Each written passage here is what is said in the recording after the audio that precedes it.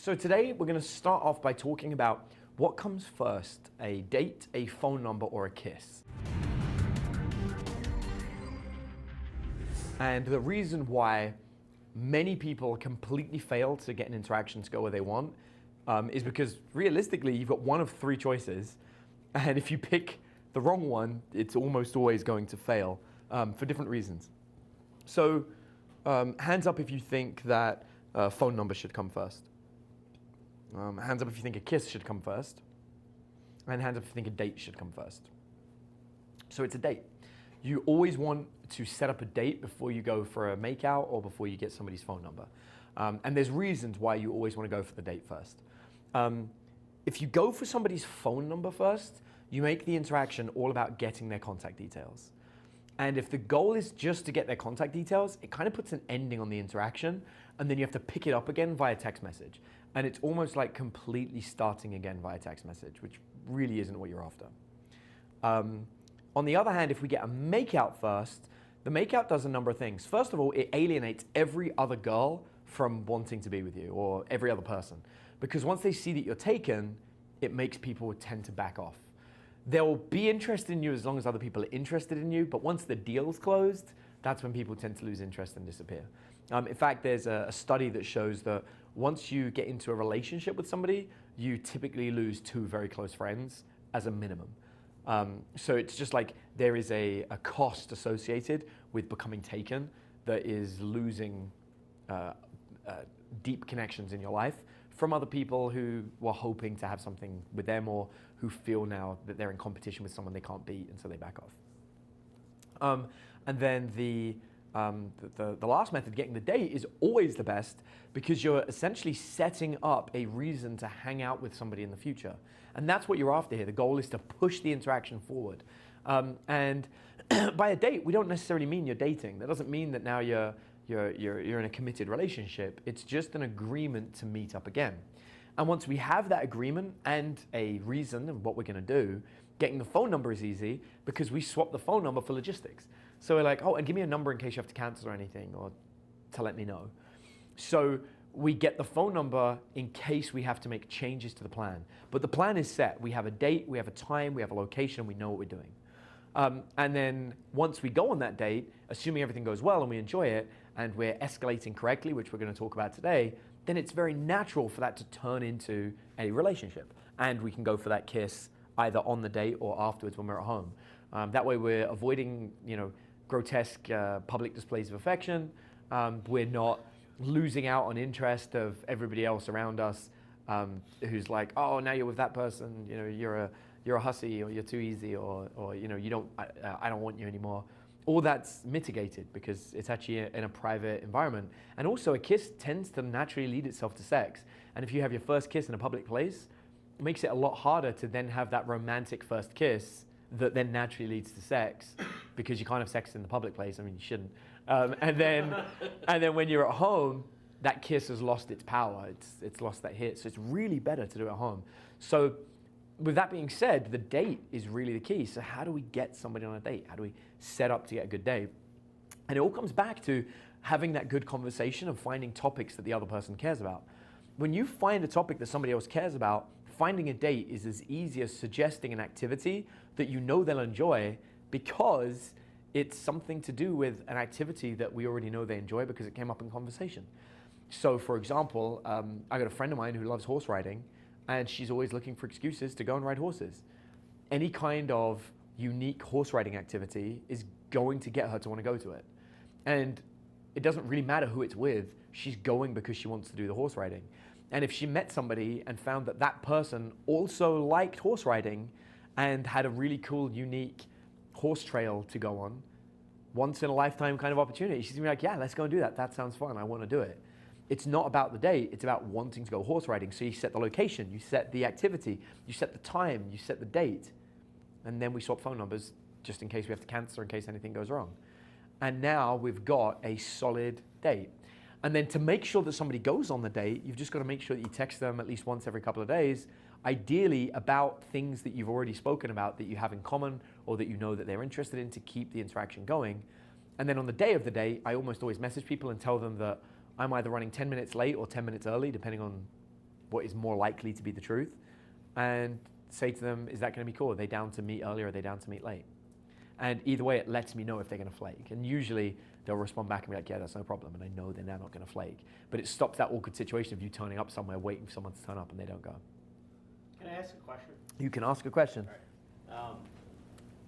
So it kind of sounds like you're investing a lot in the other person to try to get them to come out on a date with you. There's no investment, actually. All we're doing is making sure that date is an activity that they'll enjoy, and ideally it's one you enjoy as well. Ideally we've picked something that both us and them like. And so we're not actually organizing anything or doing anything until we get to the date. So I'm not putting in any effort until they actually arrive. So I'll give you an example. I had a good friend of mine who we would see each other like once every couple of months, and that was it.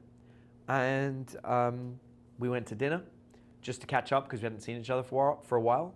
And while we're sitting at dinner with other people, we were both single, and it occurred to me that this girl's really hot and maybe I want to date her. So I say to her, when was the last time you went mini golf? And she's like, oh my God, I was talking to my friend the other day about how mini golf's so fun and I haven't done it since I was a teenager. And I was like, don't they make the best dates? And she's like, yeah, it really does. And I was like, we should go mini golf. And she went, okay. And we went mini golf. No effort, no investment, no pressure, but it was something that I'd known from talking to her previously because we're friends, that we said that no one really goes on dates as good as when we were teenagers. Why did I say that? I said that because, we teach it in our seminar, and I know that most people agree the best dates are the ones you went on as a teenager. As we become adults, we get boring.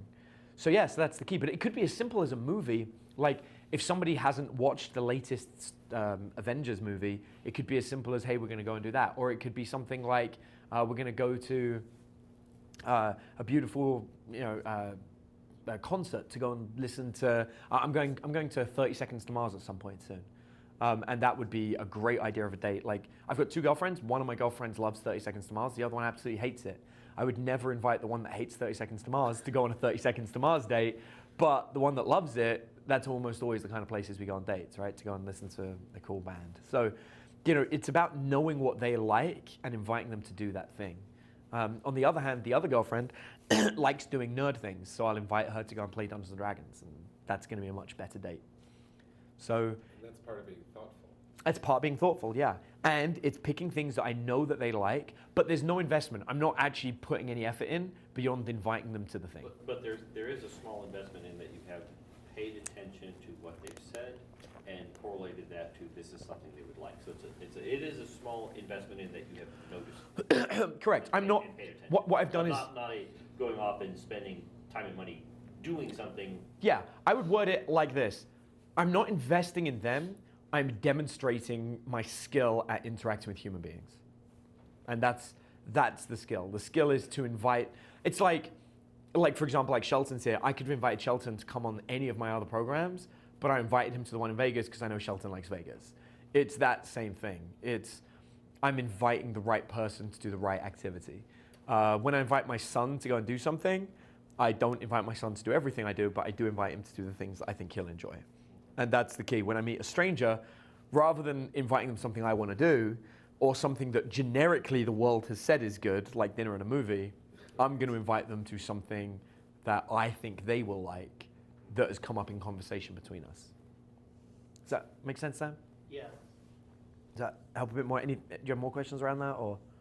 No, I think it depends on where you're coming from with it, because if you suggest it to try to get them on a date, then I think they might pick up on that.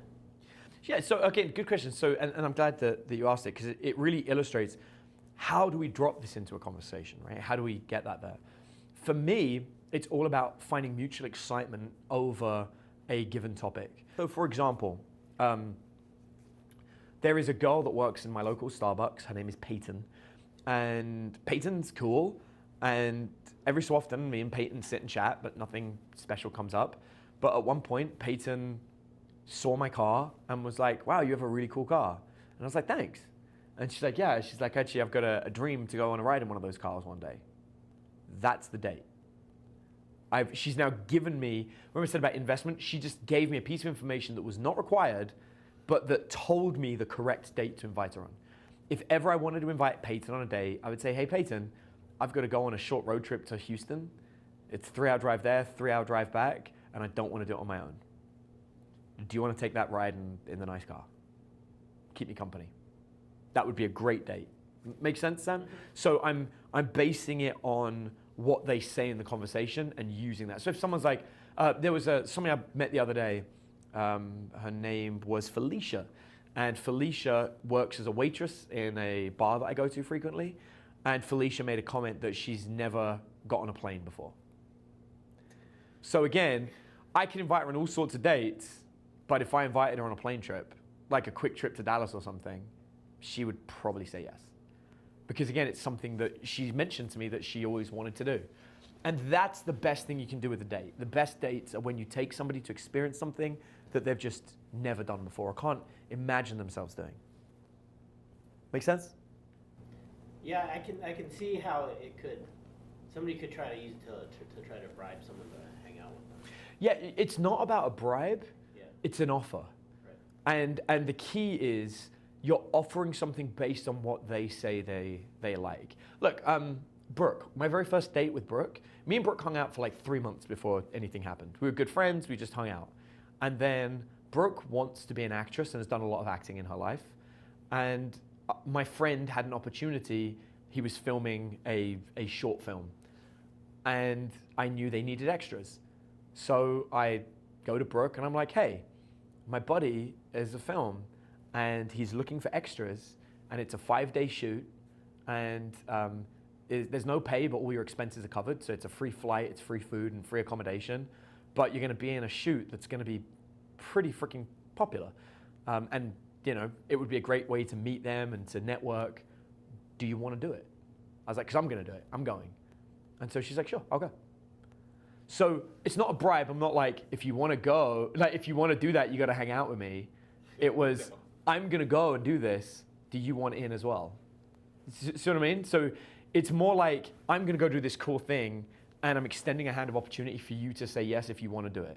But there's no pressure and no bribe. So that is the intention behind the offer that drives that difference. Correct, yeah. Now, what differentiates hanging out versus a date? Well, no, that's the thing. It is just hanging out. Okay. You never want to make it sound like a date. Right. Yeah. Because, and it's to do with getting someone to accept something, whether they accept it before or afterwards.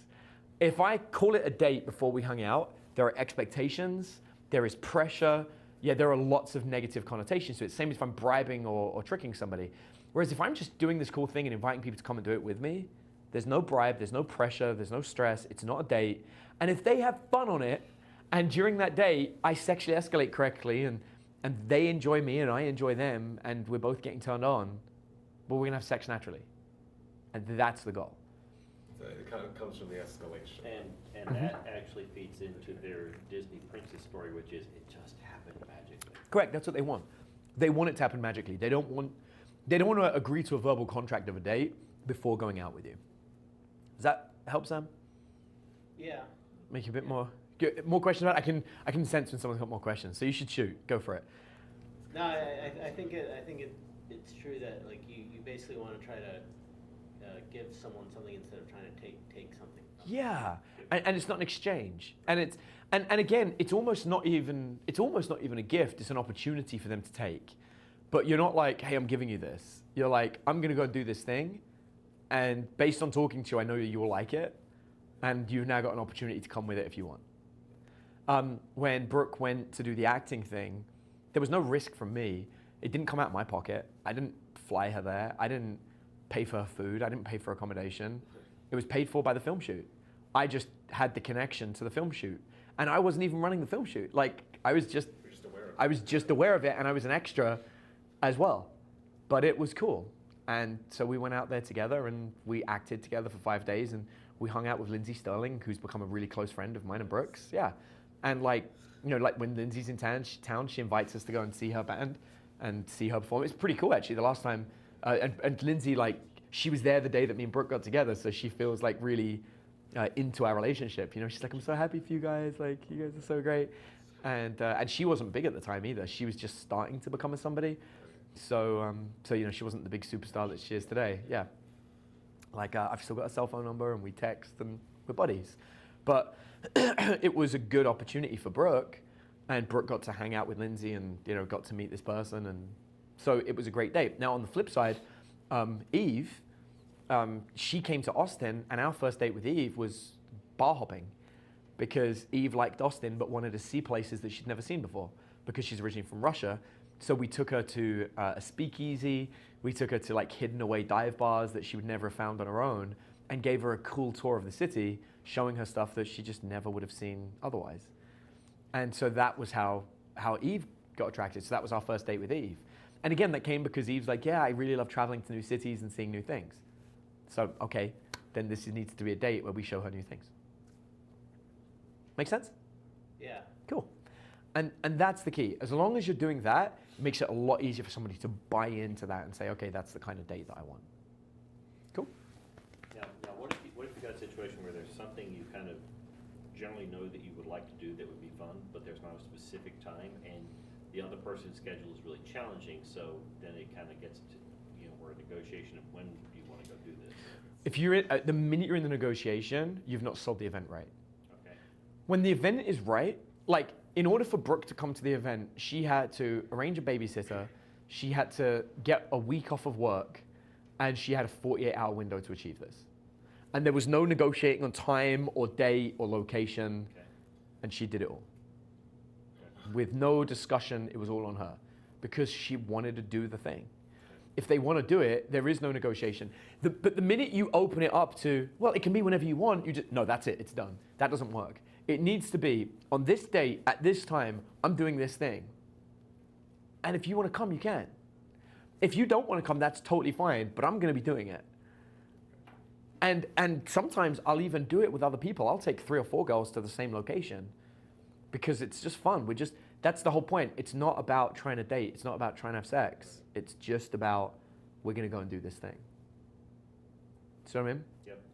And that's the key. That's what makes somebody feel, wow, he's doing this anyway. He's not just doing it to impress me. He's just going to do this thing. And that's what makes it a good date. And the minute you try and be accommodating to the other person, you're making it a date. And they're not interested, because they're like, oh, this is just for me. I can do it whenever I want, in which case I won't take it. I'll take it in a year, right? Whereas it needs to be, this is a thing that's happening. Now, I had a situation this morning, actually, with Eve, completely separate to this, but same kind of thing. I gave Eve a 15-year plan of something I want to do. And I was like, hey, Eve, I'm going to do this over the next 15 years. I didn't invite her to do it, but I asked her for help with helping me do it. And she instantly, and this is my girlfriend, we've been together for a very long time, and she's like, of course I'll help you do that. But I'm waiting to see if she invites herself to do it as well. She's going to help me do it, but at no point have I invited her to do this thing. I'm going to do it, and I'm doing it over the next 15 years, and she's going to help me. Now, is she going to do it as well? She can, but I haven't invited her yet. I might invite her to do it. I probably will. But when I do, it will make no impact on whether I do it or not. In fact, her helping me makes no impact on whether I do it or not. I am going to do this thing. I would like her to do it with me. I want to know what it is. Buying 15 properties in 15 years. So the thing is, I'm like, yeah, this is the thing I'm going to do. And I've asked for her help in organizing it, because she's a very organized person. But I'm also going to invite her to jump on board and do this as well. But whether she does it or not will not impact whether I do it. And that's how you want to be about dates. Now, part of this thing, it's not just, it sounds like I'm just going to go online and buy some stuff. That's not what it is. It's going to involve trips to go to the houses. It's going to involve house seeing. There's going to be multiple dates that will come out of hanging out and doing this. And both girls will be invited to come and do this with me.